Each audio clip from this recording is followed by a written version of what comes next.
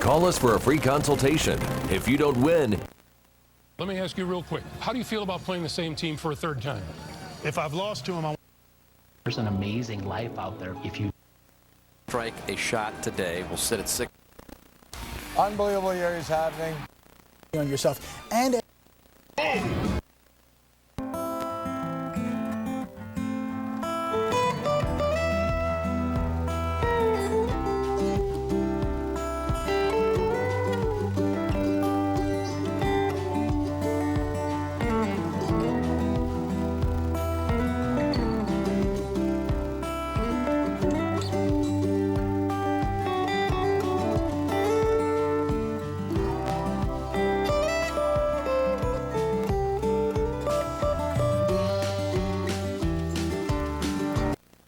Of old hickory would not fall, would not yield, would not crumble. HER2 negative, node positive, early. And I watched the Midnight Express. I can't believe my parents let me watch that in middle school, but it scared the heck out of me, and I'm also very cautious. I would never do anything illegal in a foreign country. That said, let's just remind our viewers that Donald Trump was responsible for the rescue of over 50 Americans when he was in office. That's the largest number of any presidency. And so this, again, is something about the strength of your president, how people are your presidency, how people view you as a country. I think that she would have done far better under a Trump administration than a Biden administration. And if I'm out in the yard working or busy, she'll come out and tell me, hey. Basketball is almost here. I'm Elaine Lanson with your SIOUX Direct Mid-Show Minute. As you watch your favorite teams battle it out on the hardwood throughout the season, behind the told what the reason was and why. And I have complete faith in the American people's needs her room. Nutrition, there's modalities, and there's Pray President Biden is able to do it. All right, absolutely. Fantastic discussion with you guys. Jackie DeAngelis, Joey Jones, Rachel Campos, Steffi. We will continue to cover it, and stay tuned right here for Fox News for the latest in the war in Ukraine with our amazing correspondence and analysis. That'll do it for us. We'll see you back here tomorrow at 5 p.m. Eastern for the big Sunday show. You will have the same four of us. You don't want to miss it. Set your schedule. Fox Report with Jillian Turner starts right now.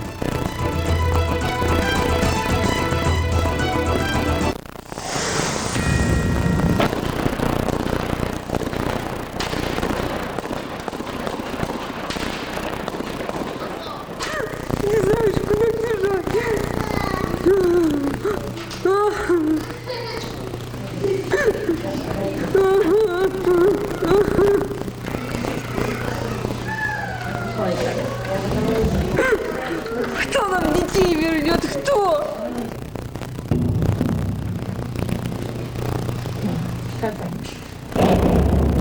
Really sorry for my country, and nobody could expect this. Really, this is awfully awful thing.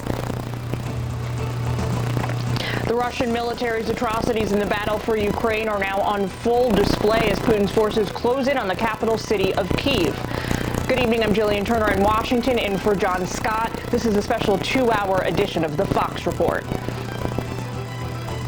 Russian forces continue to hammer the port city of Mariupol, a mosque sheltering dozens of Ukrainians becoming one of the latest targets today. The relentless shelling of Mariupol is causing food, water, and medicine shortages, making it difficult even to bury the dead. Putin's troops capturing the eastern outskirts of the city as they tighten their grip on its strategic port. Meanwhile, Ukrainian President Zelenskyy is accusing Russia of a, quote, new stage of terror following the alleged kidnapping of Melitopol's mayor. That's a city just west of Mariupol. Putin's also terrorizing other besieged cities throughout Ukraine, but so far, the capital suffering the most consistent and worst shelling since this war began. Ground forces are slowly moving now within 15 miles of the city center. But Kevin, his recognized the culinary world. You've been described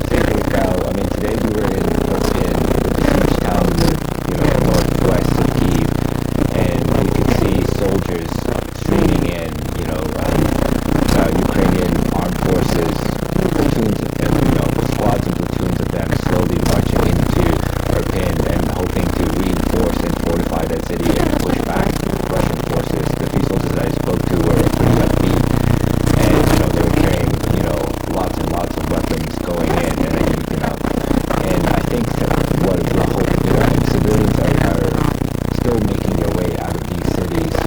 Some refuse to evacuate, some have remained, and are hopeful that the Ukrainian forces can be captured and push back the Russians. Are you seeing the Russian military specifically targeting Ukrainian civilians? I have not seen that personally, but I've definitely seen bodies of dead civilians on the ground in Irpin. We have no clue to how or why, they were killed, but most of them had gunshot wounds to them. As you capture the heartbreaking plight of these Ukrainian civilians, how do you deal with what you're seeing, Marcus, on a personal level? On a personal level, I just remind myself I have a job to do, and for the most part,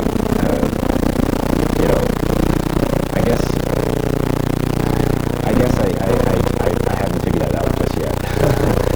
Just absorbing it all.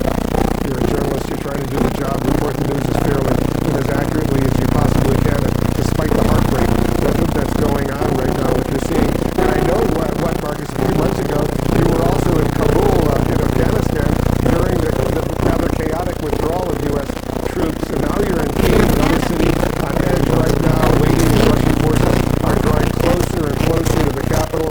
Is there anything in the situation in the Ukrainian capital that actually reminds you of what you saw in Afghanistan?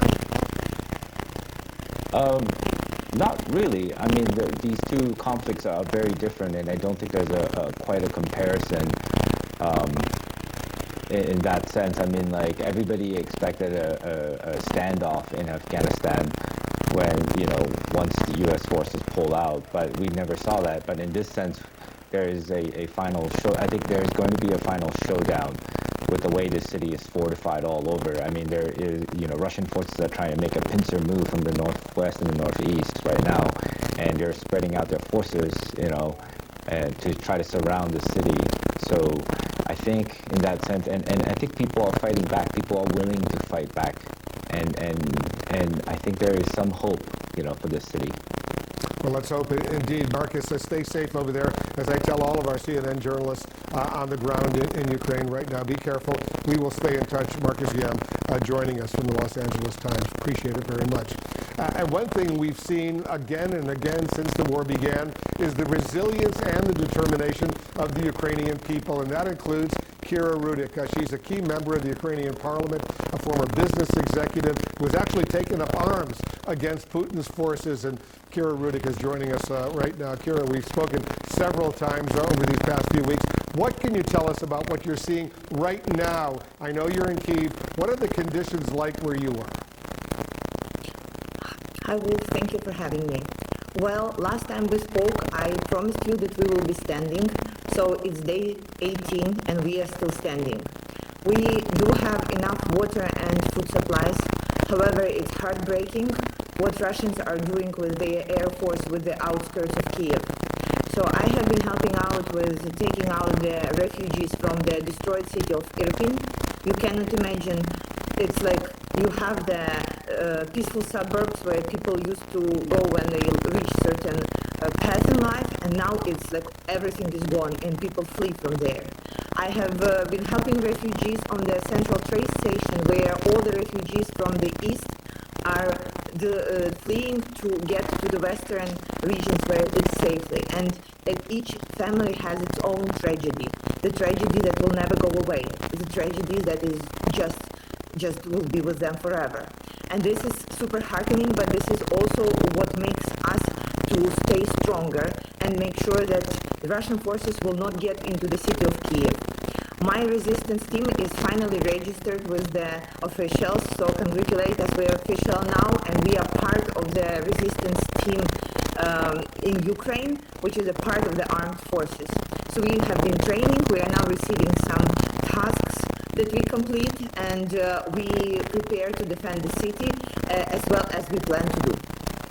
Yesterday, you told CNN, Kira, that you were helping refugees at that train station in Irpin as they were trying to flee to safety. As we see Russia now attacking parts of western Ukraine, not just eastern Ukraine, what are you seeing and hearing from civilians who are clearly and understandably so desperate to find at least somewhere safe to go with their families?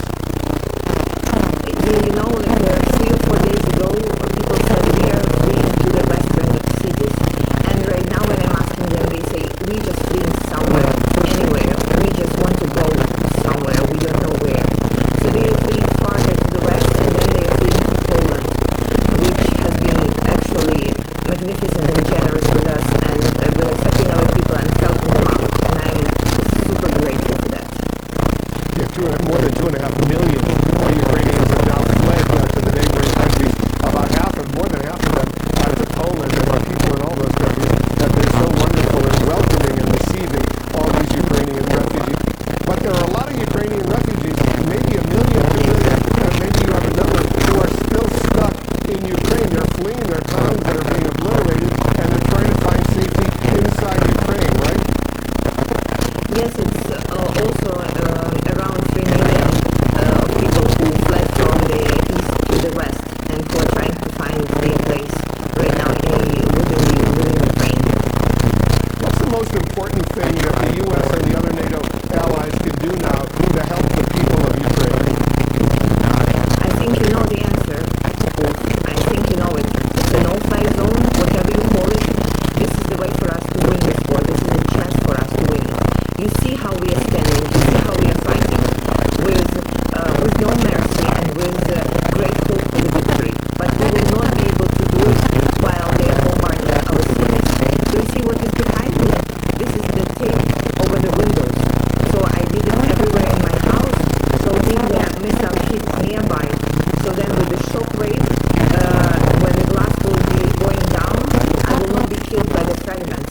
This is happening for all the people who are living in Kiev. This is how they are trying to protect themselves and their families. We will not win if we don't get the support from the air. We may not call it no-fly zone, but we do need the support. We do need jets. We do need the way so we can fight Russians in the air so they will stop bombarding our cities. You have seen what happened to Mariupol. You have seen people being starved there to death. You have seen people melting snow there because they cannot get out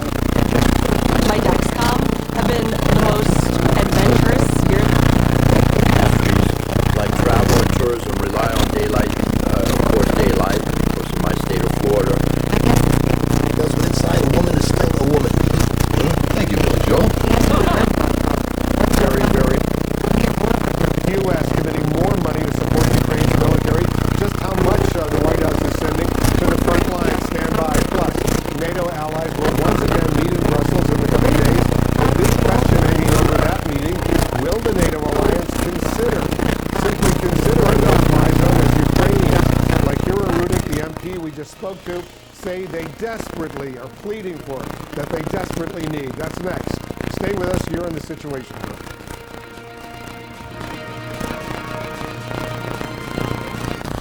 Certified turbocharger. Most non-sticks. After a major surgery, more than 200 million people.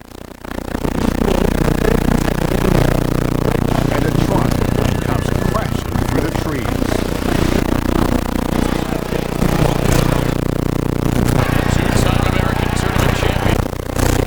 But a national organization that gains followers all over the country, all around the world over the next decade. And that's what people are dealing with. And for days, Russian troops have been circling Ukraine's capital, taking out strategic infrastructure. The damage, devastating. Here, the village of Bashiv was destroyed, wiped out by a Russian air raid. You can see large craters and rubble all throughout that area. And you can see that building also was hit by several missiles. People who lived there say it was first the missiles, then there were at least 3 airstrikes. Right now, Ukrainian troops are going toe-to-toe with the enemy. The death toll is climbing, and right now hospitals remain packed with people who are badly injured. Take a look at this. Inside of this hospital, which is just outside of Ukraine, there's a 14-year-old girl who was badly injured. We had some video of that that showed those Russian troops had gone into that area. That young girl was laying in a hospital bed in Brovary. Her grandma and her brother were by her side as she was treated. Dozens of other Ukrainians also were in those same hospital beds. That's the 14-year-old girl we've been talking about. So the Ukrainian army is getting more supplies, but with people just like that, you can see her grandmother and her brother sitting there. They're trying to keep morale high as they get some more supplies, but it's just tragic. Listen. We will fight from every basement. We have enough antidote missiles. Thanks for our allies from United Kingdom, from the United States. So they will lose tanks every street, every block, every crossroads. Now, one area that's been hardest hit is Mariupol. That's a port city which has been under fire pretty much since day one. Many there have no food, they have no water, and they really have hardly any supplies left. There in that area today, Mariupol, there's actually a mosque that was shelled strategically, again, by Russian forces. Sources telling us that at least 80 people, including small children, are hiding out inside of that mosque. We're looking to find out if there were any casualties from that attack, Jillian. Alexis McAdams in the New York newsroom tonight. Thank you. As the crisis across the Atlantic intensifies in Ukraine, the Biden administration is trying to do some damage control now here at home. White House correspondent Peter Doocy is at 1600 Pennsylvania Avenue this evening. Hi, Peter. And Jillian, officials around here see an opportunity to rebrand their reasoning for rising prices. Before, they had been telling us that it was all because of the pandemic. Now they say inflation is because of Putin. I'm sick of this stuff. We have to talk about it because the American people think the reason for inflation is government spending more money. Simply not true. But the president admitted his policies did contribute to inflation, specifically those stimulus checks attached to the American Rescue Plan when he gave these remarks in November. It changed people's lives. But what happens if there's nothing to buy, you got more money, you compete for it, you get it there, so it creates a real problem. A real problem for lawmakers from energy-producing states, red tape. The president claims oil and gas companies can drill here if they want to, but producers are saying climate-minded executive orders are making that impossible. I say, give me a break, Mr. President. I mean, this administration, from day one, I've seen it in Alaska, has come into office and has been focused on shutting down the production of American energy. They do it all the time in my state. I see it all the time. President Biden. Kits, you've worked to deliver medical supplies to 22 hospitals in 5 war zones. I want you to talk about what it is like on the ground right now and how UNICEF is able to even get those supplies to hospitals. Well, I'll just tell you 2 things about UNICEF. First, I'll explain that. We've been in Ukraine for 25 years. We know the country, we know the government, we know the partners there. We know how to move around. We're also extremely experienced in conflict settings, and the work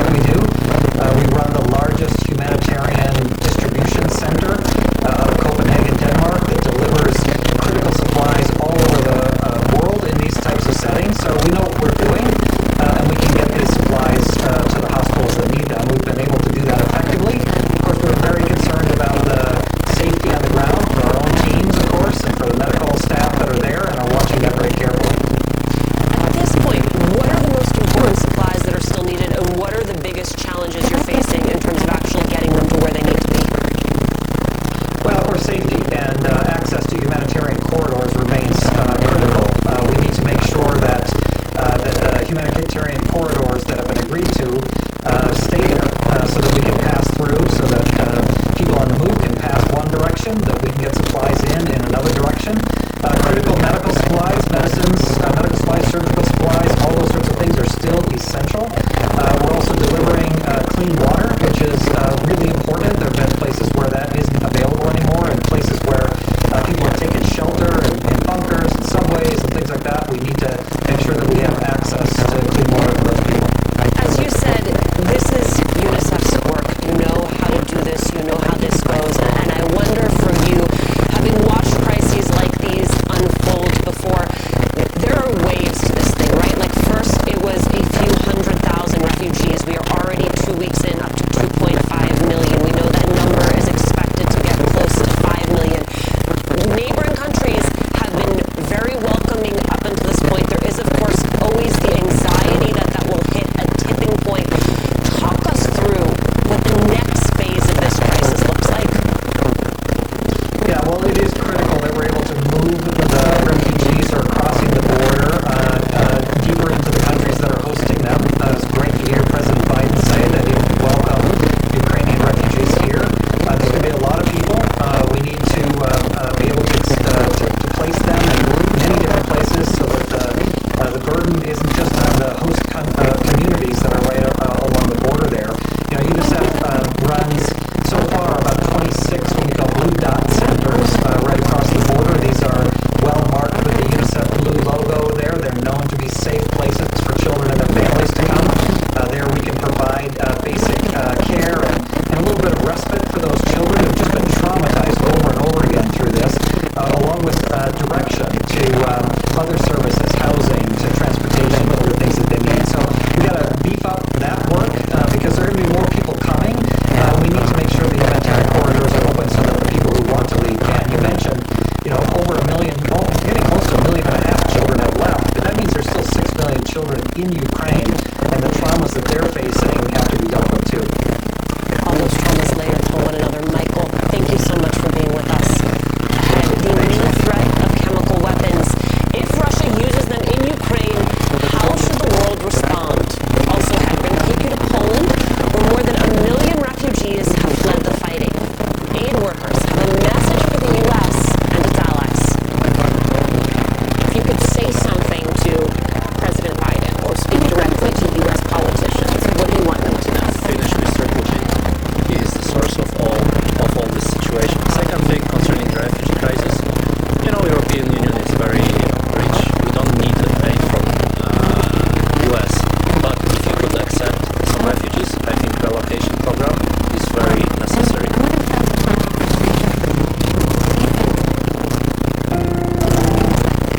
But that would take place. Yes, Benjamin, the Stingers are anti-aircraft, but they're mainly used against helicopters. They can take down a plane on takeoff and landing. They cannot take down a plane in flight. That requires the S-300 missiles, which, like I said, are 4 countries have already advised that they have exported momentarily. They're willing to send them. But for some reason, Benjamin, the administration is drawing a distinction between lethal equipment that is driven across the Polish-Ukrainian border and lethal assistance that has to be flown across the border. I don't think Vladimir Putin distinguishes between Stingers and Javelins and MiGs and drones. He's already said that the sanctions themselves, the financial sanctions, in and of itself are an act of war. One other topic which people are talking about over here at the moment is foreign fighters from the West who want to come and join the fight as mercenaries. What would you say to any American veterans who are thinking of coming out here, bearing in mind that the Russians have said they will be considered as mercenaries, they won't be treated in the same way that the soldiers are here? Is that something that you would condone? Well, listen, we admire their courage. Everybody, I think, Benjamin, that's seeing this wants to be in the fight. What I would encourage them to do is work through the official channels, through our NGOs here in the United States and our military advisors. We don't want to, make a problem worse. I got to tell you, they are sort of reflecting the sentiment of so many people, certainly in my community and across America, that want to be in the fight. But I think the people that need to be stepping up, Benjamin, it sort of requires citizens. It's like Afghanistan. with a lot of the former military folks who are trying to help out there. Our own government should be doing what needs to be done. And if we give Vladimir Zelenskyy the air support he needs, we can at least then be comforted knowing that we gave him everything he asked for. Certainly the no-fly zone is very, very complicated, but the MiGs, the TB2 drones, MES 300 anti-aircraft missiles, there's no reason why he shouldn't be getting them, and we need to expedite that ASAP. And certainly that's what everyone here on the ground is saying. Just give us the ability to fight the Russians and we will do it by ourselves. Congressman Brian Fitzpatrick, thanks so much for joining us today. We really appreciate your time. Thank you. We'll be back in a moment with more on Russia's invasion now being closer to the capital city of Kyiv tonight.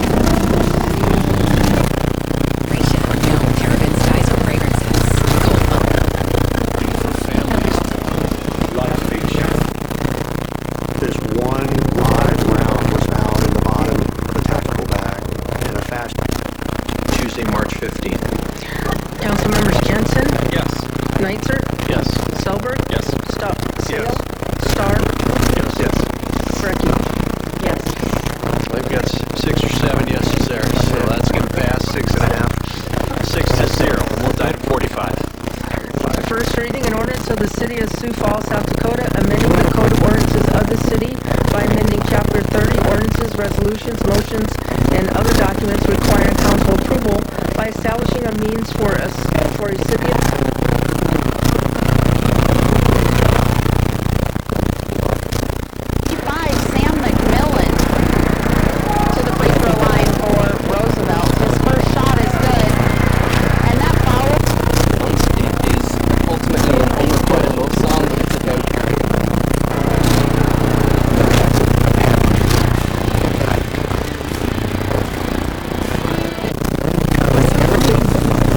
Absolutely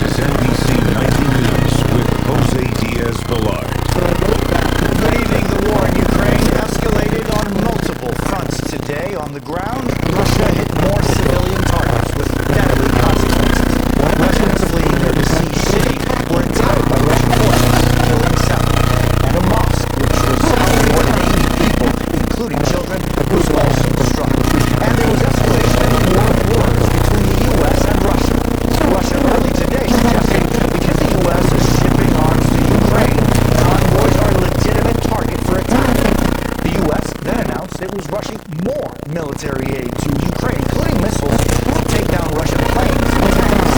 We are covering it all for you tonight. Here's Molly Hunter inside.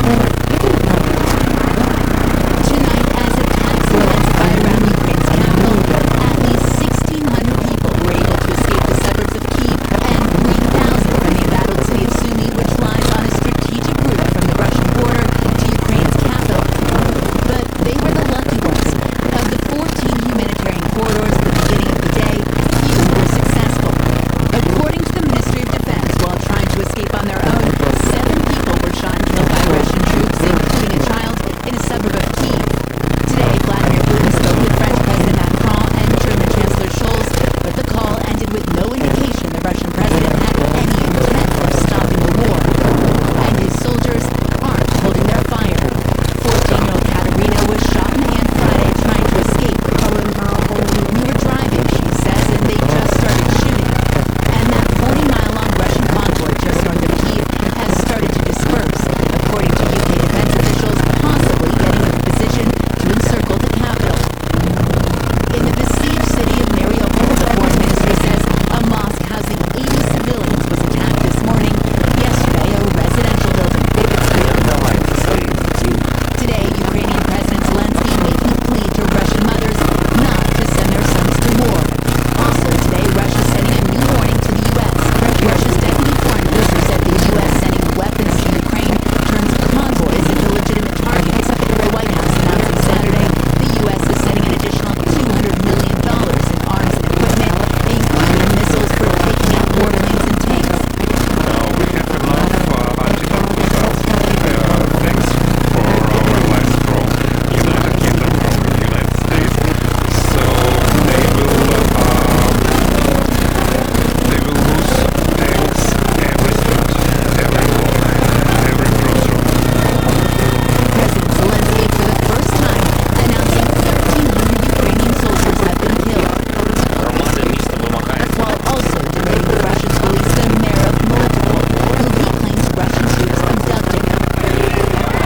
And in Melitopol today, these protesters demanding their mayor's release in the face of Russian occupation in their city, chanting, "Go home."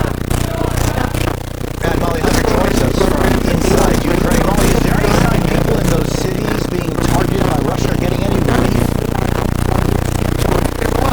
Jose, tonight a humanitarian convoy is on its way to the southeastern port city of Mariupol. The humanitarian situation there is absolutely dire. Now, this convoy filled with life-saving supplies is on its way, and it could arrive as early as tomorrow morning. Jose? New images from the besieged city of Mariupol. Russian tanks without sea marking bombarding residential areas. This apartment building hit. The mayor there calling it Armageddon. In this hospital corridor, unspeakable loss. Anastasia losing one child, clinging to the one that survived. Through her tears, she says, "I don't know where to run to. Who will bring back our children?" To the north, residents in Volnovakha huddled in basements for weeks, sheltering from the heavy fighting. While above ground, their city reduced to ruins. And in Mykolaiv, the strategic southern stronghold just east of Odessa, more rounds of shelling. Videos circulating on social media showing several explosions near an apartment complex there today. Blasts also striking near a playground as a man ducks for cover. The region's governor, Tom Kim, sitting down with us remotely just moments after his city came under fire overnight. We have been shot, bombed in a rocket attack. We have damages in the private sector, civilian sector, damages in electricity, heat, and gas. Ukrainians say the blast hit a cancer hospital with several hundred patients inside. We have no choice. We have to fight. Mykolaiv under fire, a daring operation by Aerial Recovery Mission, an American organization that's working alongside the Ukrainian government. 35 orphans picked up under the cover of darkness after spending 8 days trapped in a bomb shelter. You could see it in their faces as soon as they saw the bus.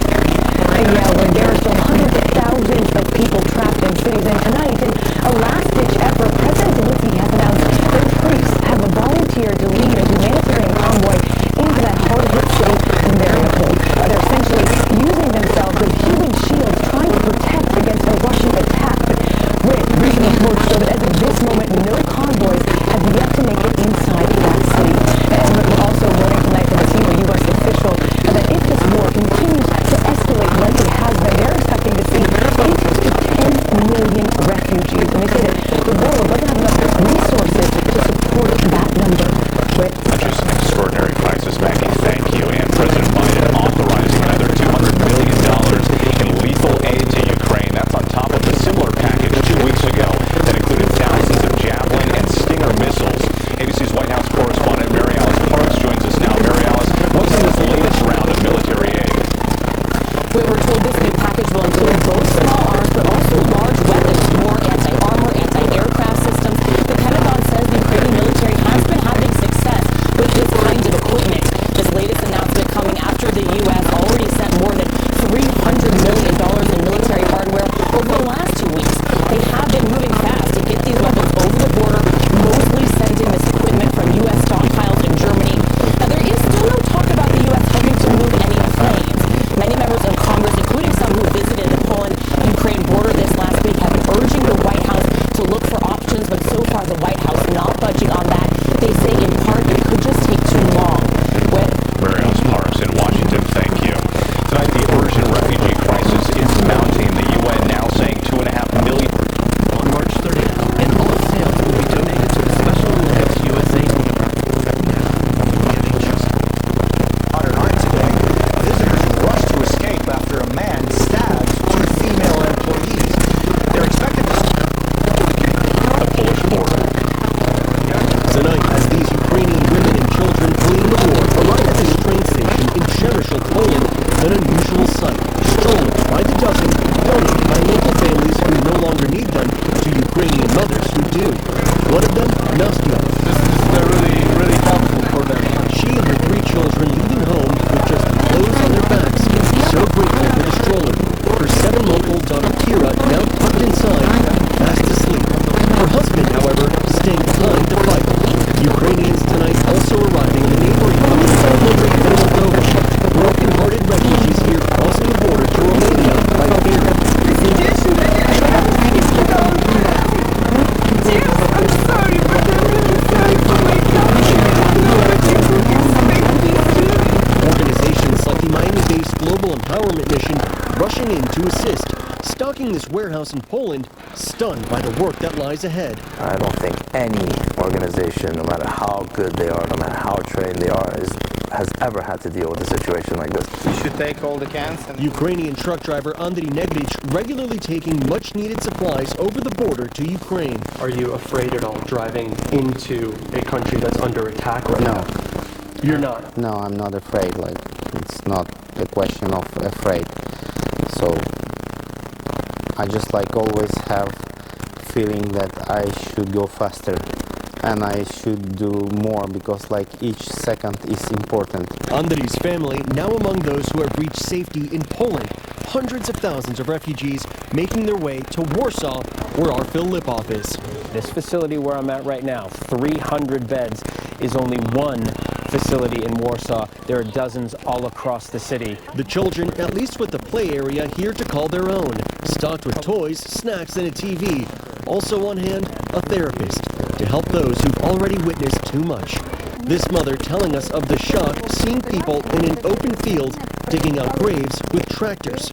She too has left behind a husband who will fight. And tonight, those open corridors that Ukrainians are using to safely evacuate nearly doubled. About 13,000 Ukrainians used those corridors today alone. It was just yesterday that President Zelenskyy accused Russian forces of attacking some of those corridors.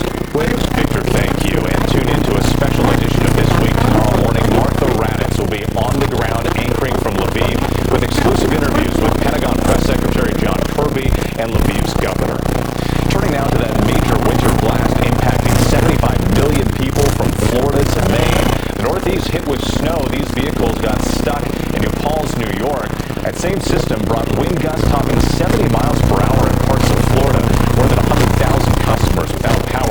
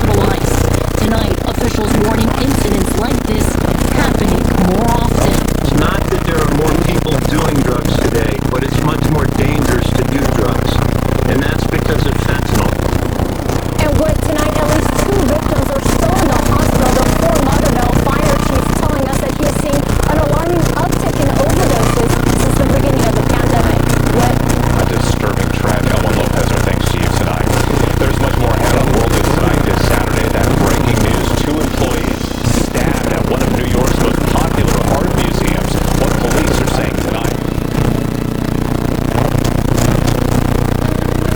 For Rob, it took years to find out why his constipation with belly pain.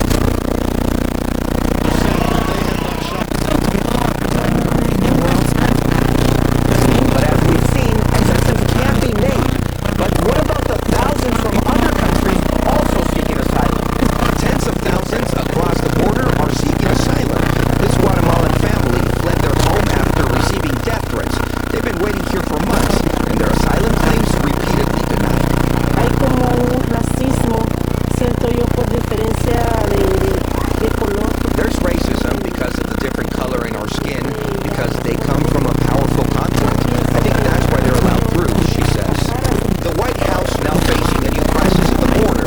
Several senators are calling for changes to U.S. policy right now. It is time for the Biden administration to reinstate humanitarian protections at our borders. Now, some experts argue race is a factor. We call the people from Europe that are coming here now refugees. We call the people coming from Central America illegal immigrants. That basically tells you the problem. Juan Venegas, NBC News, Tijuana. Still ahead, we'll go for a ride in a self-driving semi. Are these high-tech robot rigs really safe? Knowing where you came from, it gives you a sense of this is who I am. Oh my goodness.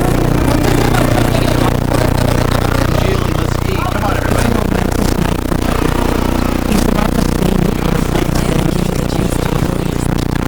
Little hill, and then they change their minds. Well, the bigger problem for them right now is that the public is concerned about Ukraine, but they're really concerned about inflation. This Wall Street Journal poll that you mentioned is devastating for the president and for the Democratic Party. One of the questions they asked was, what's the one issue you would like to see the president and Congress make a top priority going forward? And 25% of people said Ukraine, 50% of people said inflation, and there's an enormous disapproval of the way the president and the Democratic Party are handling the issue of inflation, which is why I think you saw the president try these various strategies to deflect the blame, to say this is Putin's price hike. You have to make a sacrifice for the war in Ukraine, when Americans know that, yes, the war in Ukraine right now is increasing oil prices, but inflation has been a big problem for a year. They remember last year when the administration was saying that it was a transitory problem. And so they understand that inflation has been something they themselves have been worried about and has been eating up their wage increases for a year. And that's what I have a question. 96% of all the way from going flying still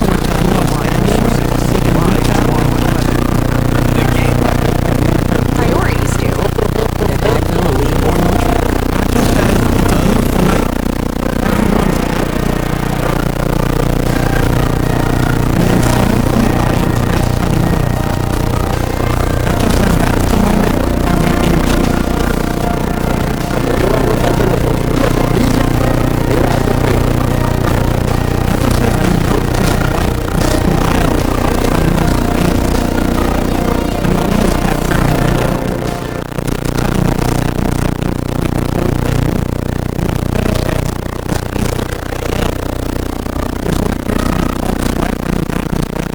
find the photos that were going to go in the book when George Floyd was killed in Minneapolis, and so it was odd to be like searching for images related to the Watts uprising and also I guess Rodney King in the 90s and then watching literal uprising taking place like on my TV. Like I was sitting on my couch when Minneapolis was in flames, literally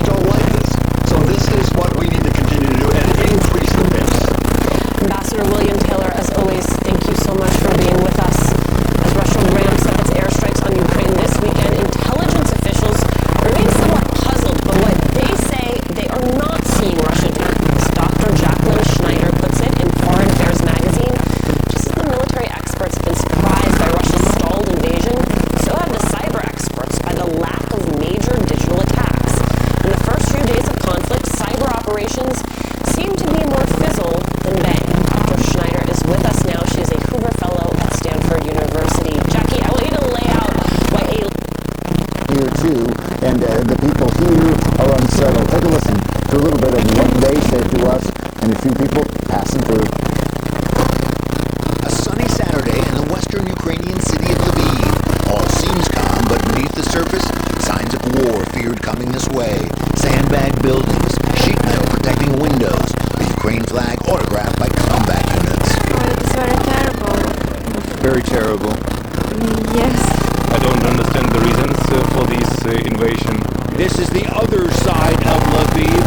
Hundreds of desperate people coming from all over Ukraine, hit by the Russian military, coming to this train station and trying to get to at least peace and freedom in Poland. What started as disorganized panic is now at least a reasonable system. The reasons behind the exodus haven't changed. Terror of Russians. Over 2.5 million on the run. I lost everything maybe in my life because... Lost everything. Yeah, yes. Is it bad there now? Bad. That's Very, very bad. That's why you're coming from this person, right? Yes. And Benjamin, one more reason to worry on this side of the country. New movements are being tracked of the Belarusian soldiers that are just about 90 miles to the north of us, and fears that they might come down along with the Russian military to open up yet another front in this war. There's a lot of different angles to take the danger from, and this could be yet a new one, Benjamin. Absolutely. Thanks for bringing that up, because I think we've got to watch that closely. Reinforcements coming from Belarus. And Greg Palcott, live for us in Lviv. Thanks, Greg. William? Thanks, Benjamin and Greg. So the Biden administration is standing firm in its controversial decision not to deliver those Polish fighter jets to Ukraine. Not all lawmakers here on Capitol Hill are on board with that move. And now the Kremlin is threatening to attack weapons shipments into the country. Mark Meredith has those details from the Pentagon. Hi, Mark. Hey. At the same time, I knew the Russians would perform poorly. They have performed even more poorly than I thought. They have just not done well across the board in several areas. I mean, you have to look at Kyiv as symbolic of that, right? I mean, here we are more than 2 weeks in, and Russian forces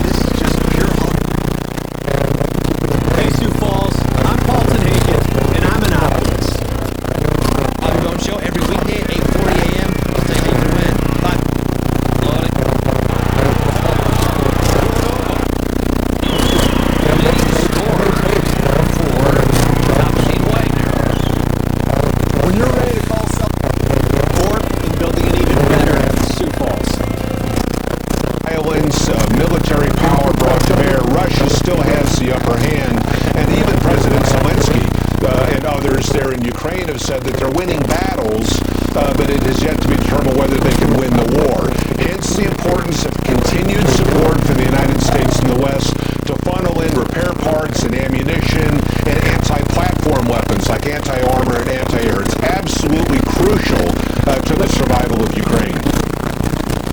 But even if they get all those things, doesn't it suggest, doesn't what you're saying suggest that it could just end up in a stalemate, so that the Ukrainians don't have the ability to expel the Russians don't have the ability to take over the cities, and we end up with this sort of brutal proxy war that just keeps going on and on?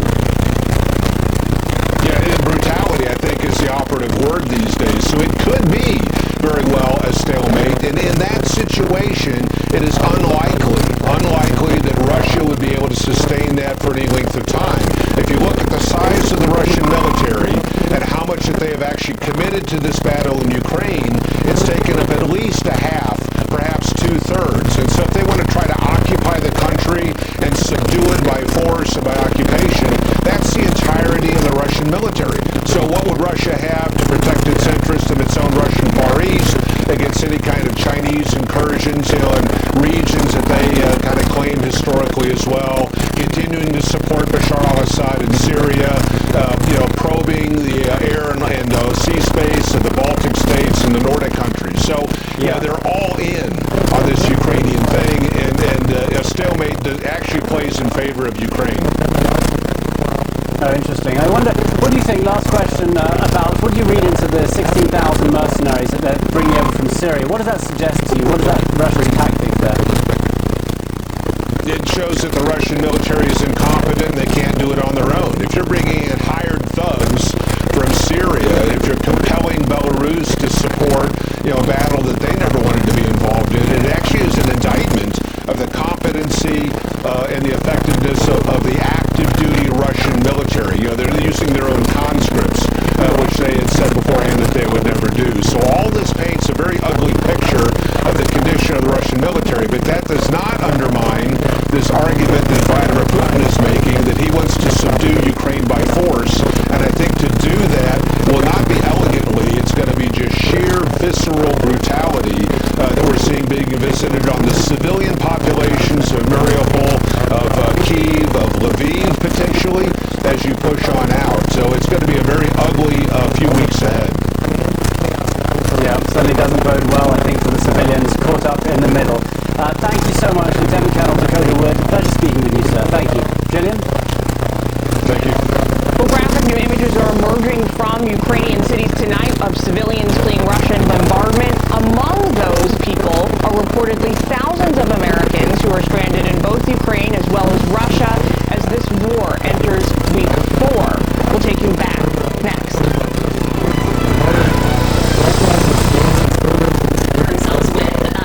There's a lot of focus on how the West is being really unfair to Russia.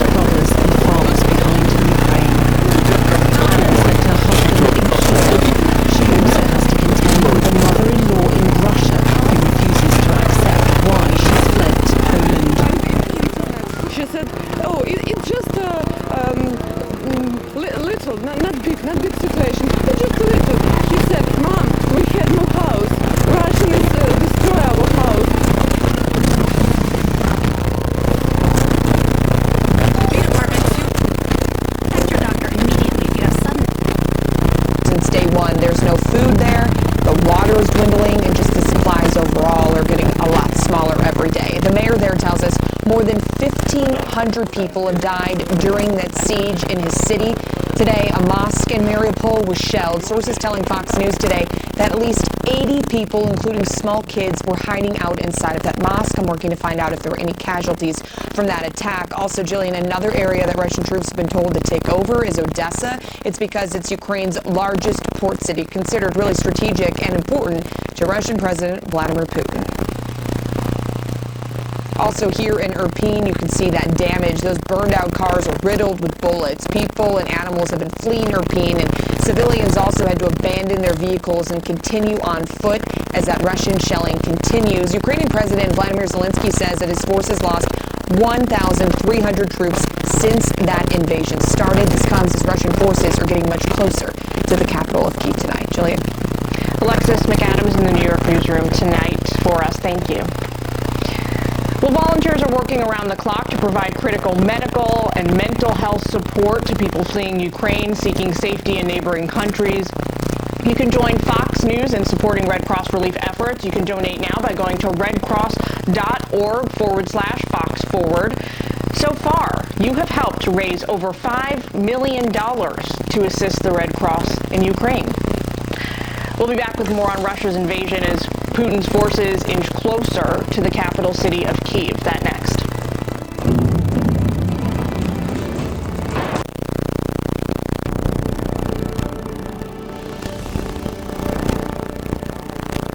Ukraine's president this week issued a new call for the West to create a no-fly zone over his country.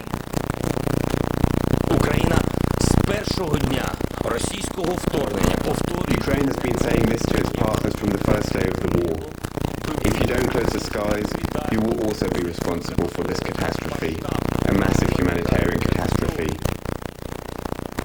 Vladimir Zelenskyy wants to protect Ukraine from Russian fighter jets and bombers like these, and he says Russia is targeting civilian locations. On Wednesday, this children's and maternity hospital was bombed. It has been widely denounced as a war crime. Well, the U.S. has enforced no-fly zones in the past during the First Gulf War, the wars in the Balkans, and the Libyan Civil War. A no-fly zone is a designated area where certain aircraft cannot fly. It's enforced by military power to prevent enemy air attacks or surveillance. But a no-fly zone over Ukraine could lead to U.S. or NATO forces shooting down Russian jets. And some fear that could lead to a much wider war. The only way to actually implement something like a no-fly zone is to send NATO planes into Ukrainian airspace and to shoot down Russian planes. And that could lead to a full-fledged war. In Europe, President Biden has been clear that we are not going to get into a war with Russia. Instead, the U.S. and NATO are supplying Ukraine with weapons that its soldiers can use against Russian planes. Weapons like the Stinger and Javelin surface-to-air missiles. The shoulder-fired Stinger can hit targets up to 12,500 feet in the air and has a range of 5 miles. The Javelin is similar to the Stinger but has a shorter range. But there is still a push for a no-fly zone, even among American military and political leaders.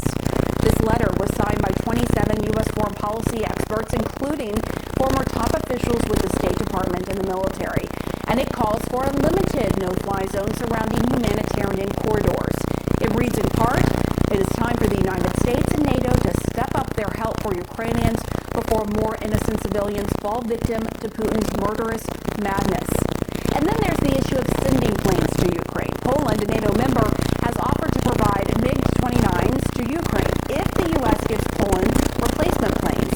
The Pentagon has said Russia might perceive that as an act of war, but some Senate Republicans and Democrats support it. I believe there's a sentiment that we're fearful about what Putin might do and what he might consider as an escalation. It's time for him to be fearful of what we might do. This is war. People are dying. We need to get this aircraft immediately to the people of Ukraine. They do not have the wherewithal to compete in the sky.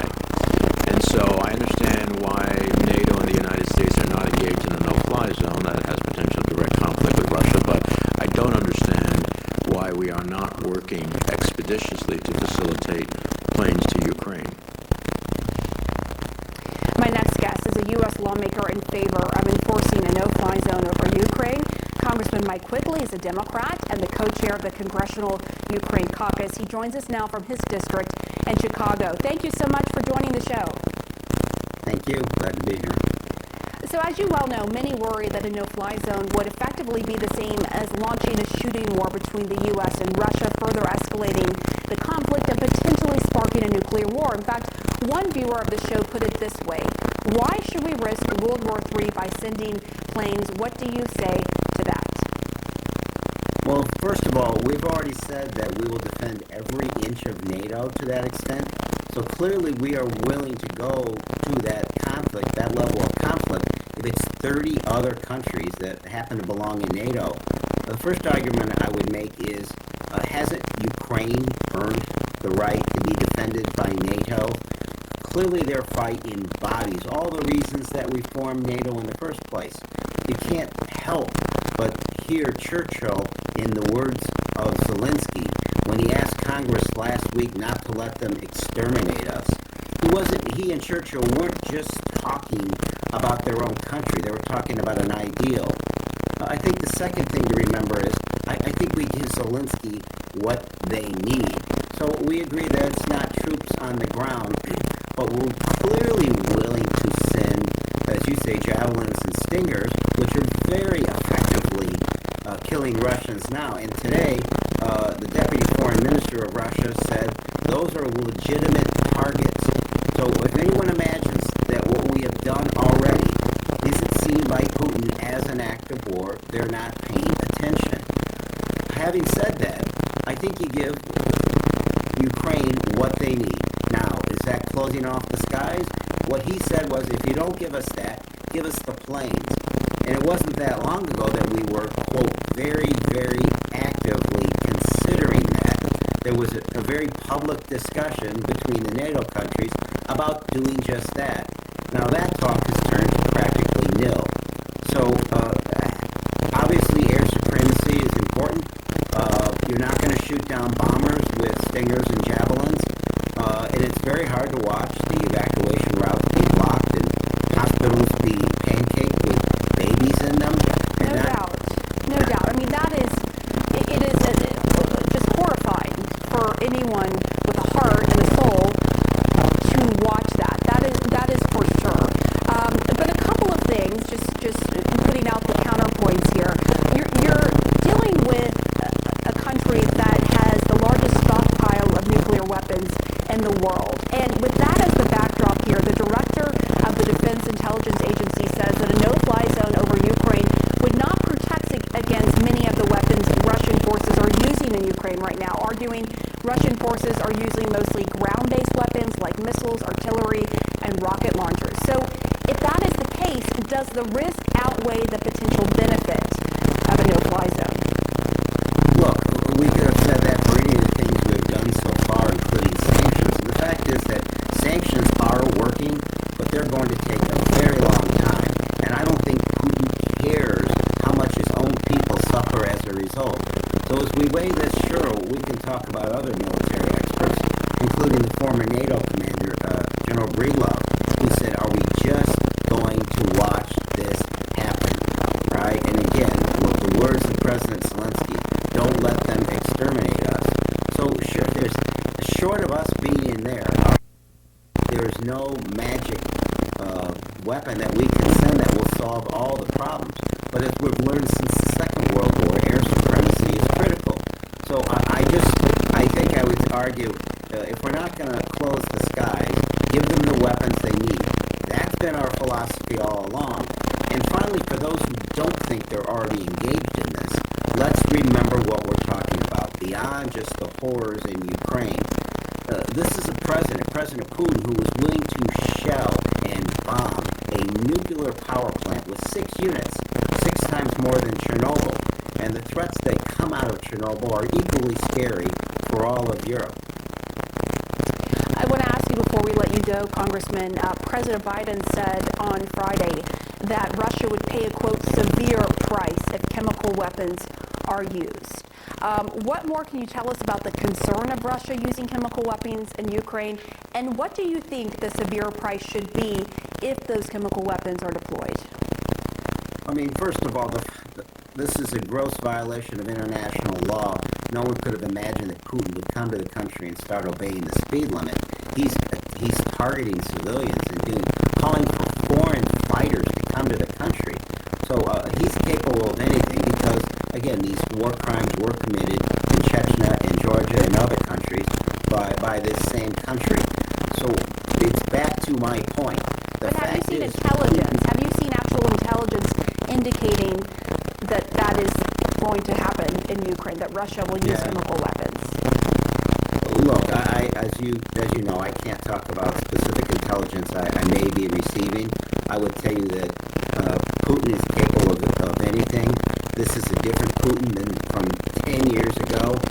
He is scarier, and the fact that he is saber-rattling with such things, such as nuclear weapons, is extremely scary, and we have to take him at his word and be very cautious. But the opposite reaction is, well, because he's got such a dramatic stockpile, we can't do anything. What I'm saying is, we've already put the risk out there. We have to make them work. Otherwise, we're going to see a sovereign, democratic country buried under his army. So what should the severe price be then if it comes to that? I think it's a continuation of the lethal weapon going past what we've already talked about. Remember, I may seem like I'm at the cutting edge of this, but the fact is a month ago, we imagined NATO being there with the pipeline shutting off Russian oil, with the lethal weapons, with Switzerland doing what they're doing for the first time, Germany for the first time. So I commend the Biden administration for moving NATO relative in a short period of time. All I'm saying is those concerns are real. We're watching in real time. Putin and his enhanced threats dictate a greater use of lethal force, and that we give again what they need to defend against them. All right, Congressman Mike Flippin, we'll leave it there. Thank you for joining the show for your time tonight. Thank you. And when we come back, a Ukrainian filmmaker describes her escape from Kyiv and the dilemma she now faces about leaving her home for good.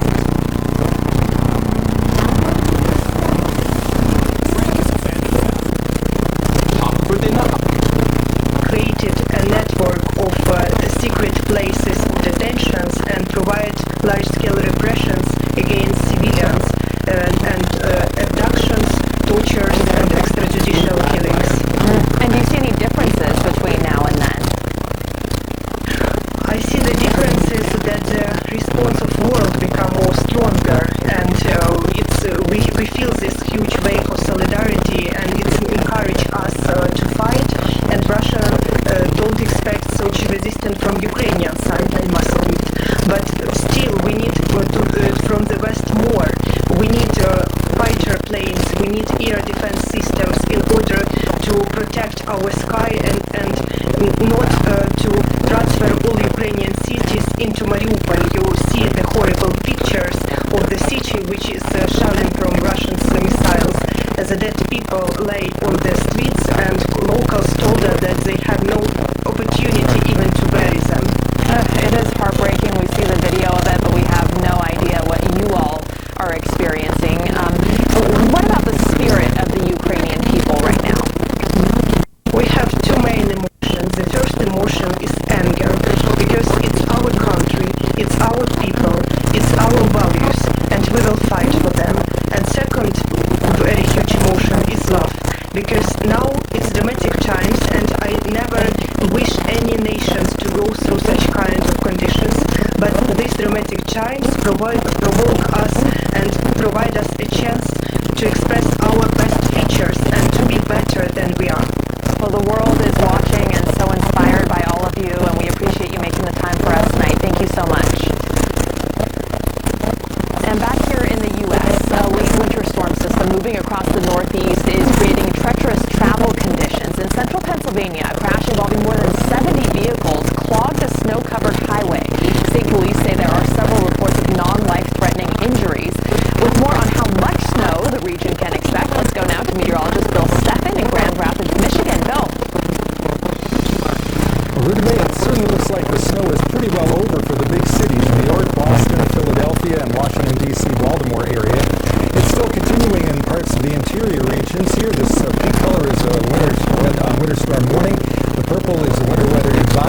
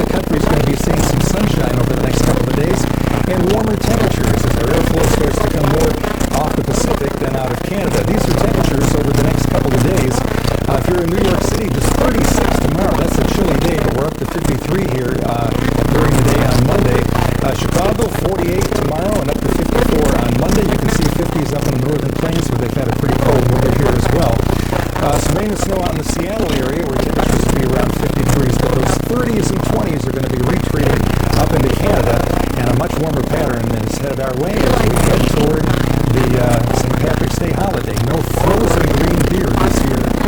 That's good to hear, Bill. Thank you. Stepping up, support for Ukraine's support groups for Ukraine are popping up around the world. How two people created and grew the largest online humanitarian support group for refugees. In this market, you'll find Fisher Investments.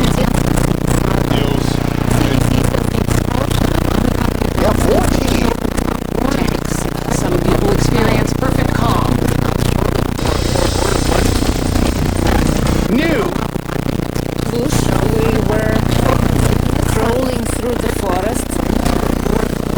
No road, nothing.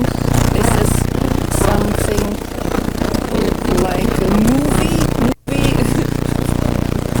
Some creatures coming from space, from some other planets.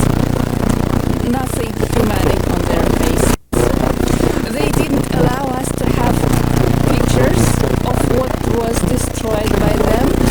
Anyone who had pictures, they smashed the phone. From time to time, they smashed the faces of these people because they had some good pictures. What I was struck by Ina and from other people we've talked to, there's such devastation, there's such exhaustion, there's such uncertainty about what comes next, and there's uncertainty about the people who they left behind, but all of them, there seems to be some hope. In Ina's case, she said, I'm alive, I've got my hands, I'll figure something out. For others, they are trying to get their kids to safety and then figure out what the next steps might be, whatever they are. Alicia? Ali Velshi, as always, thank you. Now to those rising gas prices. The president making clear he knows it is a struggle, but feels the pain at the pump is worth not helping fund Putin's war on Ukraine. We're banning all imports of Russian oil and gas and energy. That means Russian oil will no longer be acceptable at U.S. ports, and the American people will deal another powerful blow to Putin's war machine. Gas and oil prices creeping higher despite the U.S. working to replace the void of banning Russian oil, which accounts for about 2% of our overall consumption. And while we're banning imports from one adversary, it may force the U.S. to make deals with other adversaries such as Iran and Venezuela. Let's ask Samantha Gross all about this. She is the Energy Security and Climate Initiative Director at the Brookings Institution. Samantha, part of your title jumped out to me, and that is this idea of energy security, right? Like before we even delve into gas prices, let's take a step back and talk about why energy is such a powerful motivator in a situation like this. This evening, and we're already looking at inflation, global inflation, as we recover from the COVID pandemic. And energy prices are an important part of that. We were already suffering from high oil and in turn high gasoline prices because supply wasn't keeping up with growing demand as we came out of the pandemic. And this is just making things worse. We actually haven't seen that much Russian supply leave the market, but what we are seeing is that refiners don't want to buy it. They don't want to have anything to do with Russian oil, and there's a lot of concern about where this might go in the future. And so that's an important part of the rise in crude oil and gasoline prices that we see today. Samantha, can you help us understand, rather, the alternatives to increasing oil imports from elsewhere? Well, the answer is that nothing that we can do about this takes place quickly. Right. The problem is that we can certainly ramp up U.S. production, but it takes a while. I mean, and actually here in the United States, we can ramp up many others, and we'll do that. But in the short term, not a lot we can do. We can go and talk to countries that do keep spare capacity, the Saudis, Emiratis, Kuwaitis. They can probably help us out. And we can also get over the hump somewhat by tapping into strategic stocks that we keep here in the United States and other countries tend to keep. We've already done that on a small scale, and I think there are indications that we're likely to do that on a larger scale going forward. Samantha, I'm going to guess that a lot of our viewers have a question that I had before I delved into this, which is, you just said it takes a while, right? It takes a while to produce more oil at home. Can you help us understand the obstacles, the reason it takes so long to do that? It just takes a a while to drill a well and get it producing. I've heard a lot in the news recently about the 9,000 leases that oil producers here hold that they're not drilling on yet. That's not unusual. There tends to be a backlog of leases, and they drill and produce out of them as the market calls for it. And it's very difficult for them to respond, to go out to hire a drilling rig, to get a crew, to go out and put that well in the ground and then start producing from it, putting it up for sale. This in the United States takes months to a year in like our shale patch, and in other parts of the world could take years. It's just not a fast response system. Samantha Gross, I feel smarter for having spoken with you. Thank you so much for walking us through all of this. Next, 1 million kids forced to flee, some of them alone, the risks they face, and the groups working to help. That is straight ahead.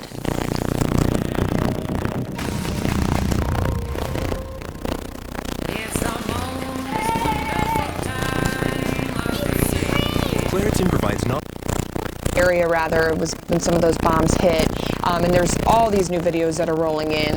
The city in southern Ukraine is one that's still under continuous fire by Russian troops. Now, one of the areas that was really hit hard as well is Odessa. That's Ukraine's largest port city, which is considered pretty strategic to Putin because that's something that he wants to take. He focuses on all those port cities that we've been seeing over the past several weeks. People there are getting ready for more shelling every day, singing as they try and prepare. Listen.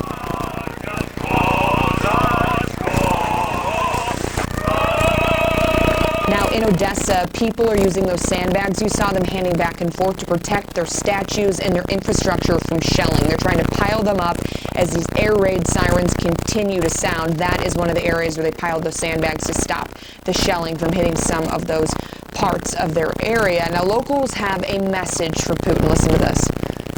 Stop the war. It's our country. Go away. Just doing anything with your Russia. Everything you want, but never come again Ukraine. We hate you and all the politics. We don't need your support. Now, many people are staying put in their port cities, taking shelter in these bunkers that are underground. Supplies, though, are growing thin as the attacks just continue. Ukrainian leaders say that Russians shelled a cancer hospital, which was south of Kyiv, and then today, a mosque in Mariupol, where at least 80 people were hiding. Still working, Jillian, to find out exactly if there are any casualties and what injuries that we will be hearing about. Alexis McAdams in the New York newsroom tonight. Thank you. So inflation hit another new high in February with... Once again, Billy, I like to keep earnings close. Fine things happen every single day, and I don't know, I feel such a big pain for all these cities like Mariupol, Volnovakha, because they are completely destroyed now. They look like Aleppo, and we have so many different tragedies. For example, yesterday 300 orphans from Mariupol arrived to western city Ivano-Frankivsk, and as far as I understood, most of them lost their parents during these last 16 days. And we have many stories like that. And you know, Russian army, they attack everyone and everything, like maternity houses, hospitals, churches, I don't know, everything. It's indiscriminate from what we are seeing. Well, thank you so much for giving us this update, Irina. Congratulations. I understand that an American distributor picked up your film, The Earth is Blue as in Orange, so congratulations on that, and please continue to keep us posted on your well-being. Sorry, I did not get... I said just keep us posted on your well-being and get some sleep, because I see it's 3:48 a.m. there where you are, so you must be exhausted. Hopefully you can get some rest now. Thank you so much, Irina. We'll be in touch. Thank you. And remember, if you want to help humanitarian efforts in Ukraine, go to cnn.com/impact. We'll be right back.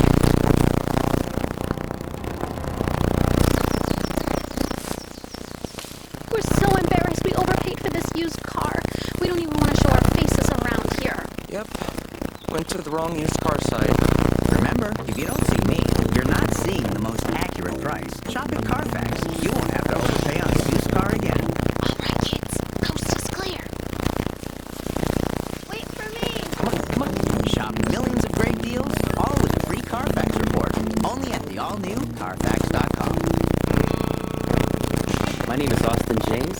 As a musician living with diabetes, fingersticks can be a real challenge. That's why I use the Freestyle Libre 2 system. With a painless 1-second scan, I know my glucose numbers without fingersticks. Now I'm managing my diabetes better, and I've lowered my A1C from 8.2 to 6.7. Take the mystery out of managing your diabetes and lower your A1C. Now you know. Try it for free at freestylelibre.us. Uber is the future. We're kings, gods. And sometimes, you gotta play dirty. Being bold and uncompromising. Travesty is a liability. We cannot be afraid to disrupt. You willing to listen to wise counsel? I will always listen, but I will never take orders.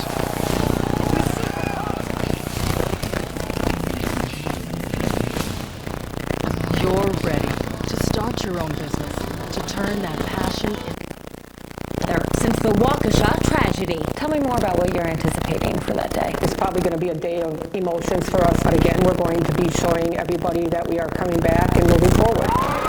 Moving forward after a tragedy that shocked the world when an SUV plowed into the Christmas parade in Waukesha, Wisconsin last November, killing 6, including 4 of their own. How dare you move on?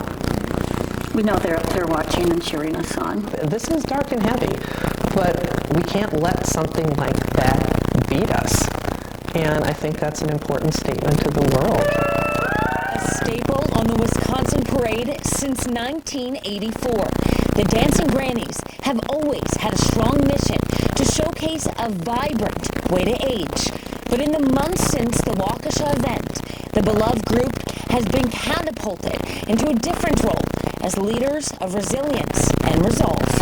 It's kind of like this role was almost thrust on us this way, and we could turn our backs on that or we could embrace it, and we've just chosen to embrace it. Enrollment for the Dancing Grannies is now so high that there is a growing wait list. After Waukesha happened, we got thousands of messages on Facebook Messenger, not only locally but internationally. And they've received invitations to apply for some of the country's biggest parade, including Mardi Gras and the Macy's Thanksgiving Day Parade. But the biggest effect has been the strength of their sisterhood. I was concerned the grannies would fall apart, and 2 of them came over and put their arm around me and told me it's going to continue. We are building up bigger and better than ever.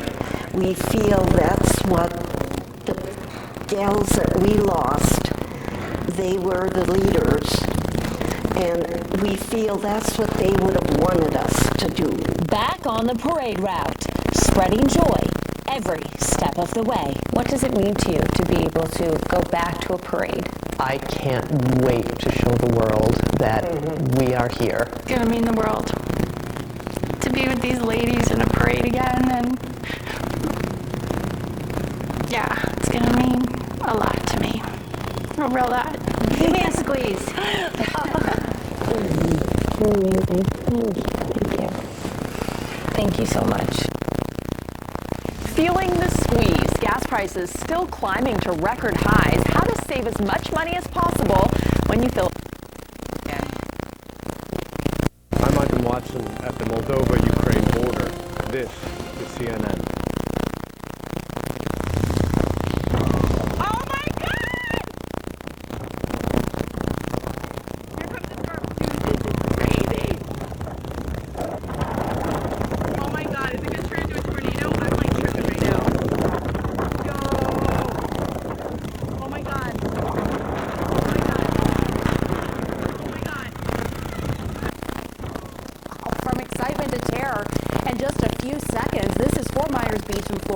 Today, a water spout formed over the ocean and raced onto land. No major damage reported, but people on the beach say the water spout picked up chairs and trash cans before it lost strength. And that is not the only unusual weather we saw today. I'm going to bring in meteorologist Gene Norman. Gene, temperatures plummeted across the East Coast, and millions of Americans were under winter weather alerts. Just how bad were these storms? Well, Pamela, this could be the real March Madness. The same storm system that produced that water spout earlier this morning produced a tornado near Ocala. Take a look at some of the damage that was seen there. Apartment buildings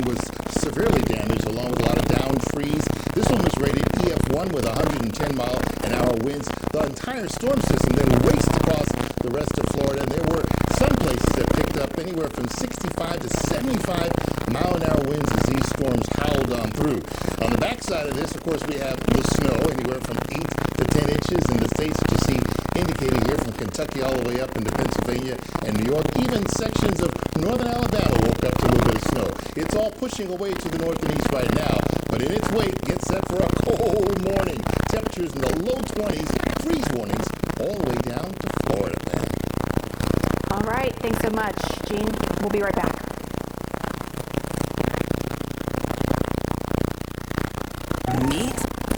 Advisor to Ukrainian President Volodymyr Zelenskyy will join me live. We're going to discuss what he is seeing on the ground and Zelenskyy's part in leading the resistance. Join us for Ayman tonight, 8 Eastern, right here on MSNBC.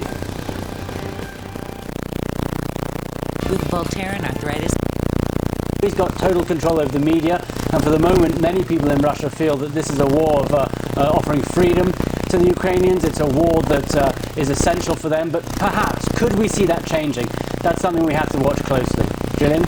We've been hearing over and over again from Putin analysts here that he will happily trade some short-term economic sacrifice in order for the opportunity to rebuild the former empire that was the Soviet Union. So he continues his march there across the major cities inside the country. Benjamin, thanks so much for waking up in the middle of the night for us tonight. That does it for us on the Fox Report this Saturday, March 12th. I'm Jillian Turner in for John Scott. Thanks for watching.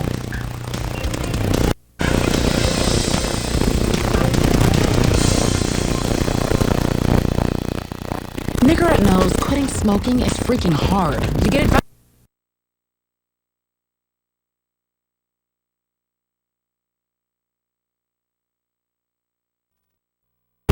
So Puff's lotion rescued his nose. With up to 50% more lotion, Puffs brings soothing relief. A nose in need deserves Puffs in America's #1 lotion tissue. With WWI